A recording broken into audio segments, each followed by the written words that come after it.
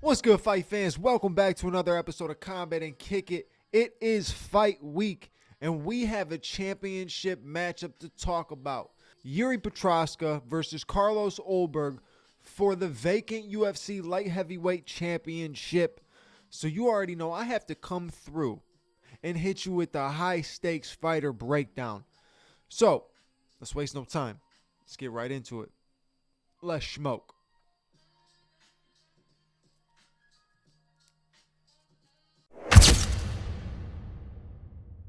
So like I said, welcome back to another episode of Combat and Kick It. We are here doing the high stakes fighter breakdown for Jiri Prochazka, the former light heavyweight champion. We all know Jiri as being an exciting fighter, a fun fighter, an explosive fighter, one that the fans just absolutely love to see. And anytime his name is on the card, you know it's going to be an exciting fight. Doesn't even matter who it's against, because he knows how to bring the heat. He brings something different out of all the other fighters that he fights. Jiri Prochazka is honestly probably one of the most unique characters in all of the UFC. In terms of the way he trains, in terms of the way he speaks, in terms of the way he just everything he does, Jiri Prochazka is as unique as possible. And that's why I think fans love about him. He's unique, but he's real. You know, there's nothing fake about him. The man keeps it straight up, and he's a little different. I think everybody that fights is a little bit different. If you in there getting beat up, putting your head, you got to be different in different ways. You know what I'm saying? But when you talk about Jiri Prochazka, you got to talk about his record. He is 32-5-1. That is a fantastic record in MMA. He has had a long combat career. In the UFC, though, you have to look at people he has fought. He has fought top contenders since his debut. His debut was against Volkan Ozdemir. He put the heat on Volkan Ozdemir, and we know at one point there was a minute where Volkan Ozdemir was touching with that left hand and it was doing damage. Jiri went out there and he smoked him. I mean, just smoked him. Just absolutely smoked him. That's it. That's like he smoked him, right? And then I think Jiri's next fight after that was Dominic Reyes. Dominic Reyes post John Jones. After watching Dominic Reyes take John Jones 5, everybody thought like, okay, Dominic Reyes might be a problem. He might be somebody who's exciting. He might be somebody who's dangerous. And Jiri went out there and he put the heat on him. Jiri put the heat on him. Like it was nasty. Now Jiri has gone fighting for the belt how many times now? And he got his first title shot in his third fight in the UFC against Glover Teixeira. Put on an absolute war against Glover Teixeira. Had to vacate the belt. Glover and Jamal Hill fought for the belt. Jamal Hill won the belt.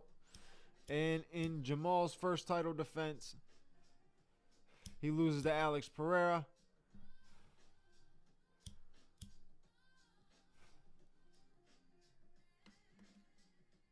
Or actually, no. Why did I say that? Who was Jamal's first title defense? Or did Jamal have to vacate too? Jamal had to vacate too, if I remember correctly. I got to go back and see that now. I got to see how what the timeline was. Okay, no. Yeah, no, that was his first defense was against Alex, and he got knocked out by Alex. And Jiri got 2 shots against Alex. Fumbled on both of them. Alex is a dog. Ain't nothing you can say about it. It is what it is. Alex is a dog. Jiri went out there and put on good fights against him. He definitely put on good fights against him. He went in there with some decent game plans, but Alex's left hook was definitely the kryptonite for Jiri Prochazka. But you got to look at it like how we once looked at Kamaru Usman and Colby Covington. Like, if there was no Kamaru Usman at the time, Colby Covington would have been the champion of that division. You got to look at it as if there's no Alex Pereira, Jiri Prochazka would probably be the champion of the light heavyweight division. Every fight that he's been in against guys, he has put pressure on him and made guys crumble. The only guy that he has not been able to make crumble was Alex Pereira. So, a lot to say about Jiri Prochazka in the way that he is and just the way that he fights and everything like that. But he's fought the toughest he could fight. You know what I'm saying? He hasn't taken no slouch fights, no tomato cans. He has fought the best of the best since he's come into the UFC. So for him to have the losses he has, they're not even that bad of losses. Lots of wins, lots of impressive wins, and I think he's going to continue to stack wins and get more. I think he can go out there and he can get the win against Carlos Ulberg, but we got to break that down. We got to analyze that. We got to talk about it. So you got to go into, when you're talking about this kind of fight, right? You got to think about like what kind of fight is it going to be? You got a guy who is a clean striker in Carlos Ulberg and a guy who is a very unorthodox fighter, period, in Jiri Prochazka. So you try to balance between the two of which one is going to be more powerful in the fight. Is Jiri's unorthodox movement and stuff like that going to lead him into getting caught by a clean 1-2 down the middle? Because we know Carlos Ulberg's got clean hands. He's not somebody who's throwing wild punches. He keeps it clean down the middle. He could throw you, he can catch you with hooks. He's got heavy hands, so he's dangerous. But at the same time, is it possible that Jiri's unorthodox movement throws Carlos Ulberg completely off, throws the tempo off, throws the rhythm off, throws the timing off, throws everything off, and he's not able to land the punches that he's normally landing on these other guys when he's finishing them? You never know. Like I said, it's got to be a balance between the two. Someone's going to be better than the other in their specific style, and that's just how it's going to be. It's a very interesting fight because I can see Jiri bouncing around, getting caught with a two-piece and going down. Not necessarily getting knocked out, but getting dropped or something like that. I can definitely see it. It's not an impossible thing.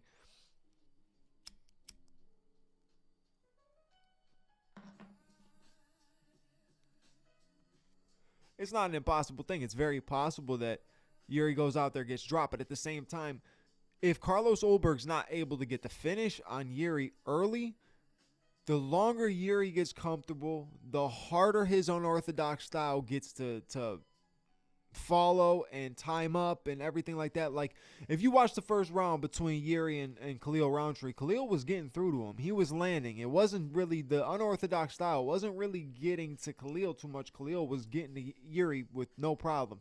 As the fight progressed, Jiri took over. And that's the thing about Jiri. You have to get him out of there early because his unorthodox style, he's going to find a way to pick you apart because he's not doing it unorthodox to be weird. He's not like Michel Pereira just throwing random things up. No, he's like everything that he has, that is all calculated stuff in his style. The way he trains, that is the way he fights. Everything is calculated in his style. So he is realistically a phenomenal kickboxer. Right? If you watch it, his style, he's a phenomenal kickboxer, but he's taken that art itself and expanded on it. You know what I mean? And brought basically his own style, his own version of what he's able to make. And the thing about Jiri is Jiri could be a problem in terms of defending takedowns and stuff like that. I don't think this fight's going to go anywhere near the ground. But, he could defend takedowns and stuff. He can make you pay for takedowns. But at the same time, he could also go down like a rag doll easily. But Jiri is a problem, man. Jiri will always be a problem for every single light heavyweight in the UFC. There's no doubt about it. He's a very hard fighter to beat. He's a very hard fighter to train for.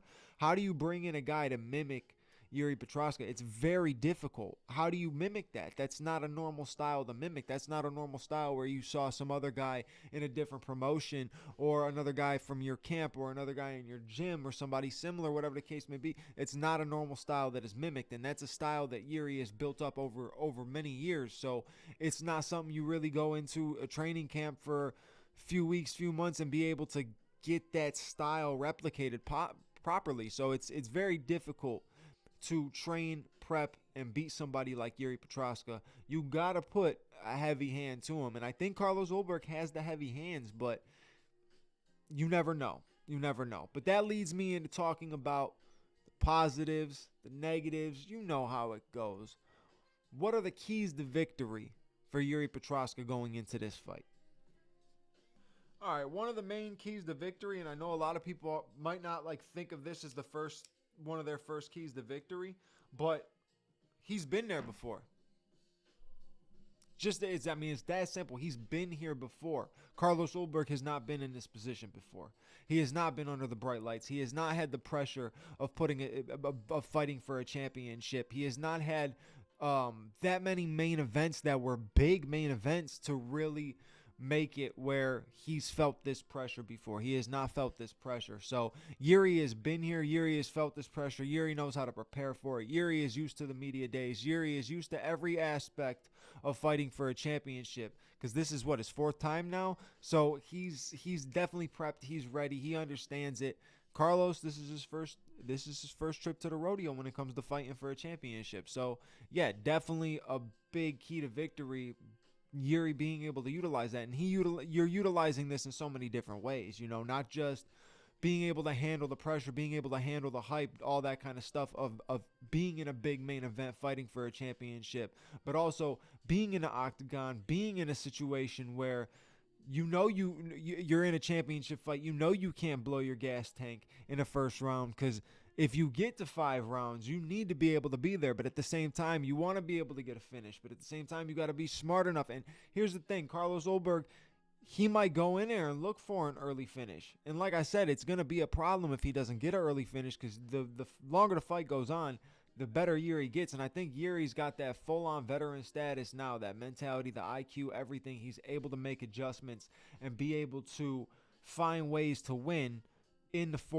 third, fourth, and fifth round. He can be a problem. So if Carlos Ulberg, goes out there and blows his gas tank against somebody like Jiri early, Jiri's going to start finding ways to pick him apart. It's pretty much just that simple. And the thing about Jiri is, when he's picking you apart from angles that you're not typically used to getting hit from. And it's very hard to, once he's comfortable, it's very hard to switch back up unless you rock him. You got to rock him. That's the only way to get him off you, is rock him or shoot for a double leg, potentially get him down, wrestle. But at the same time, you're still at risk down there too. He can submit you. He's not no slouch when it comes to that. So definitely a key to victory is the fact that he's been there before. That helps him. It benefits him so much going into this fight. And he's got to it's the key to victory is more him utilizing it. Use the fact that you've been there before. Use the fact that this is Carlos's first time.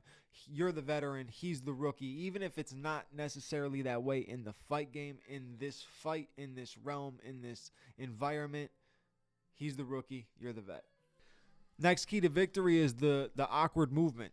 Right, he has a very weird style. He moves very weird. He kind of tries to time your punches at the same time, and like it's weird. It's hard to explain. Obviously, everybody's trying to time the punches and play defense, but I mean, like,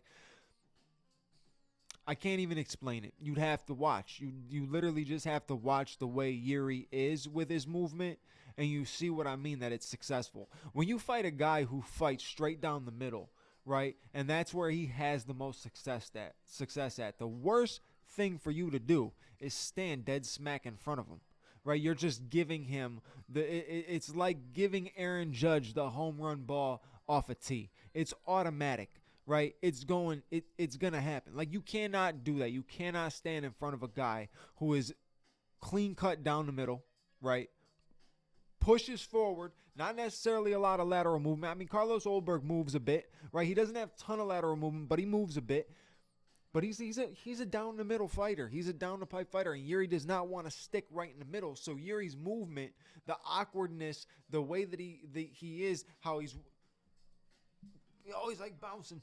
I look so stupid in the camera doing that. But like, he's always bouncing, always having crazy movements. He'll block with his head. He does a lot of weird things, right? But it's going to benefit him against a guy who fights straight down the middle, because you don't want to be there when the 1-2 is getting sent. If he catches you with the 1 and he catches you with a sharp 1, that 2 is coming clean. But here's the thing. The way Jiri is, you can catch him with the 1. If Jiri's moving, like if Jiri gets tagged with the jab and is like moving back, he's going to also use that movement from like him getting hit to use into his defense. That's how his movement is. That's where he finds success. He has to work that movement the most, because Carlos Ulberg's going to be shooting. Everything's going to be right down the middle. He's going to be coming right down the middle the whole fight. Another key to victory for Jiri is kicks. You know, doesn't matter what kick you throwing. Yuri's got very good kicks, right? Very heavy kicks. He's got a good leg kick. He throws a great calf kick. I think he needs to utilize that. Utilize things like clinching. Utilize the knees. Utilize different work in you know what I mean? Like just different things when it comes to the legs. You want to be kicking, you want to be throwing knees, you want to be different. I think he has a lot of success when he does work the lower half, right? I think he if he can also slow down Carlos Ulberg from being able to plant and throw. Carlos Ulberg's biggest key to victory is going to be his power. You know, he has to tag him. He has to tag Jiri to get him out of this fight. You cannot go 5 rounds with Jiri and expect, unless he picks him apart, that'd be crazy to see. I would not expect it. Jiri's not the type of guy who typically gets picked apart in fights. You know what I'm saying? Because that style you don't pick apart, right? It's hard to explain. That style could pick you apart in ways, but you don't really you either are able to just get the win, beat him, or you got to knock him out cold. Like you're not picking him apart though. And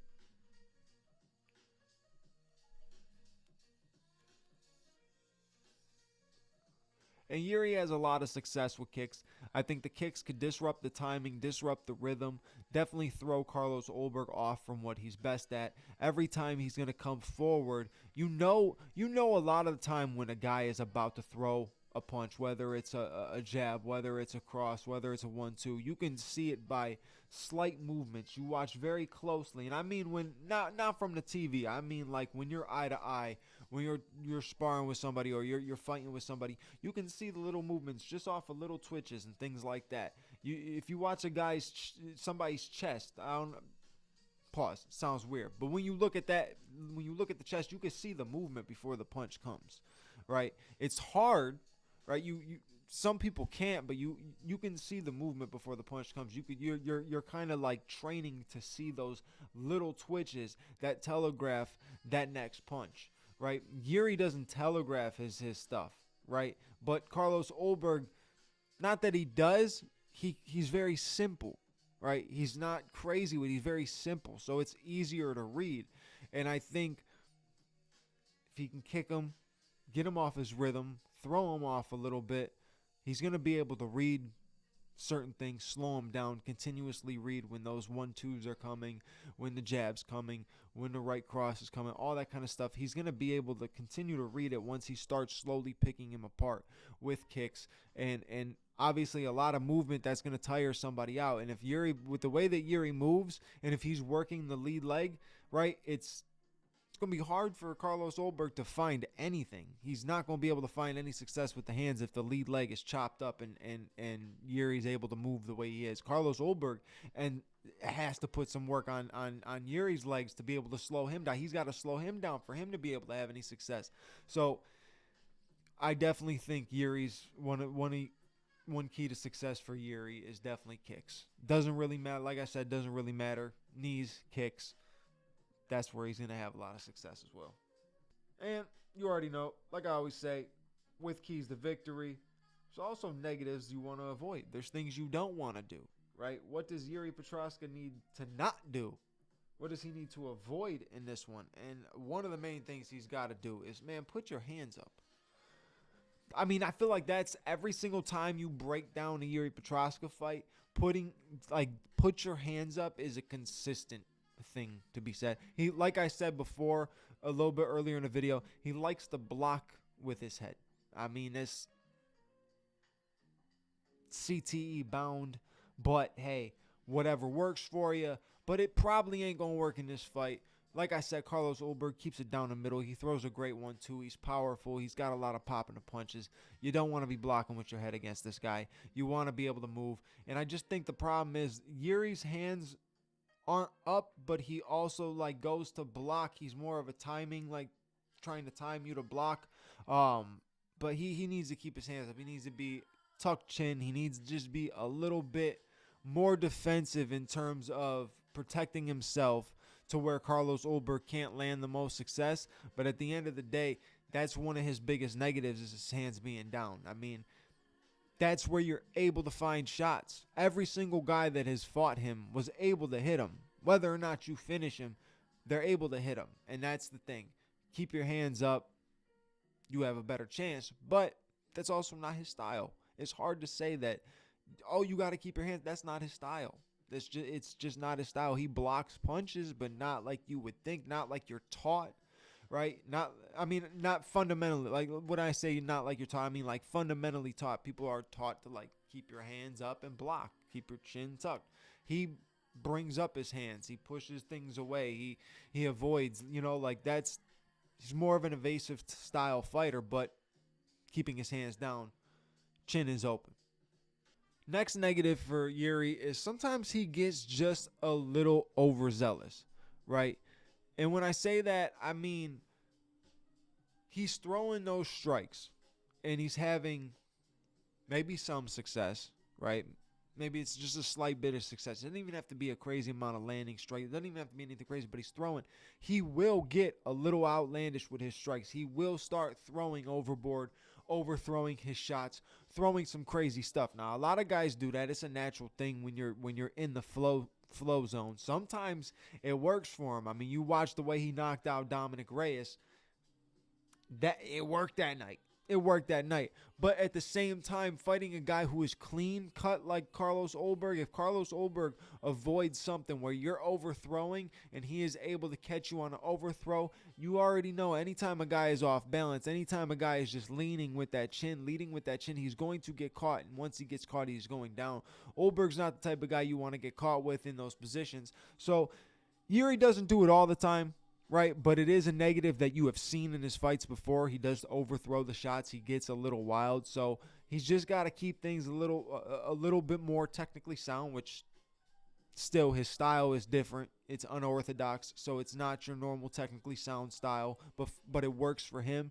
He just has to be a little bit more careful in terms of throwing that extra, right? He'll throw a combination and he'll follow up with extra. Like I said, sometimes it works.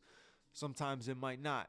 So it's really hard to go through and pick a ton of negatives for Jiri because he's so unorthodox. And you would say, like I said, he gets wild sometimes, right? Obviously keeps his hands down, doesn't always have his hands up. But it's really hard to point out negatives because, like, negatives in a normal fighter, like, they work for him. So it really is hard to point out a whole bunch of negatives with him, right? Sometimes, like I said, he does get overzealous. He might make a poor decision IQ wise. So maybe you can put IQ there, but I still think he's figuring things. He figured things out, man. He's got his game on lock. He knows what he's good at, and he knows how to make the adjustments. As long as he's smart in making the adjustments, he's got no problem with winning these fights. Like I said, if there was no Alex Pereira, Jiri Prochazka would be our light heavyweight champion. I mean, finishing Khalil Roundtree, finishing Jamal Hill. He's basically finishing every fight that he's in it against anybody he's up against except for Alex Pereira. So if he goes out there and gets this win over Carlos Ulberg, who in the light heavyweight division is a threat to him? It's really like there really isn't anybody that's a real threat to him at this point. If he goes out there and he beats the number one contender, the biggest threat in the division, there's really nobody else. Jiri is a dog, though. Jiri is a dog. He's got a lot of positives. Like I said, his negatives are hard to pick out. I'm sure people could pick out in a more technical term, like really looking at certain strikes he throws. He does leave his chin up in certain ways, right? Sometimes he'll throw his kicks and he'll leave his hands down when he throws his kicks, and he'll get tagged on the while he's trying to move back. So there's certain things you could point out, but like I said, a lot of his negatives, negative stuff even works for him. He's able to make good out of a bad situation. That's a great way to describe the fighting style of Jiri Prochazka. He's good. He's good at making good out of a bad situation. So, great fighter, very exciting fighter, fan favorite, no doubt. Everybody is very excited to see this fight, and you have to be, right? One, the light heavyweight championship has been such a shit show for so long. For so long, man. And the light heavyweight division used to be the division, right? Like, that was the division. You had everybody in that division. Chuck Liddell, Tito Ortiz, Forrest Griffin, Rampage Jackson, Vanderlei Silva.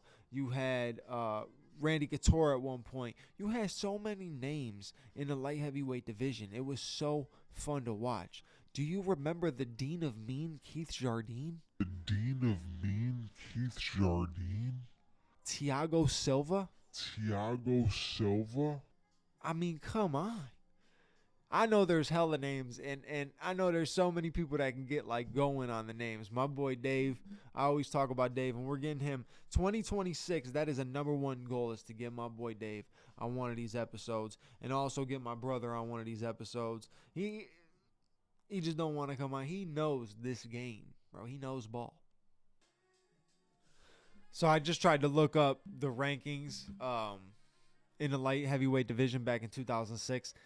I couldn't find it. I didn't want to wait, take all night to search, but I couldn't find it. But Chuck Liddell was the champion at the time. Like I said, light heavyweight division used to be the truth, and lately it's just been a shit show. Every other year it looks like it's a vacant belt that somebody new is fighting for, and there's always something. There's always a problem. We got a draw here, a new matchup here, another interim belt here, a vacant belt here. It's way too much, and I hope that we can just finally get a champion like Jiri. Because if Jiri becomes champion, he's going to defend the belt. He's going to fight consistently. And I honestly think Carlos Ulberg, if he wins the belt, he'll fight consistently too. I just don't think it'll make the division exciting. I think if you want excitement in the division, with all due respect to Carlos Ulberg, you need Jiri as your champion. It's a boring division. You need Jiri as the champion. Without Alex Pereira, it's a boring division. Even though you get a lot of good fights out of these guys, it's a boring division because there's always something going on, or these guys don't want to fight so-and-so. And it's just, you need excitement. And Jiri Prochazka is that guy. Simple as that. But that's it for this episode. You already know what to do. If you enjoyed the episode, put a comment down. I want to hear some stuff on how you feel about this fight. Do you think Jiri's got a chance to get this done? Do you think Carlos Ulberg's got a chance to get this done? Who is going to win this fight? Why you think they're going to win this fight? Throw some comments down there. Interact a little bit. You feel me? And if you haven't already, subscribe. Hit the subscribe button, and then hit the bell notification button so you know when the next episode is out. Because if I'm doing the high stakes fighter breakdown of Jiri Prochazka, I'm gonna do a high stakes fighter breakdown of Carlos Ulberg, and also I'm going to do a UFC 327 full breakdown. So stay tuned. I'm about to go record some more. I'll catch you on the next episode. Your boy Bando is out for a couple seconds. Peace.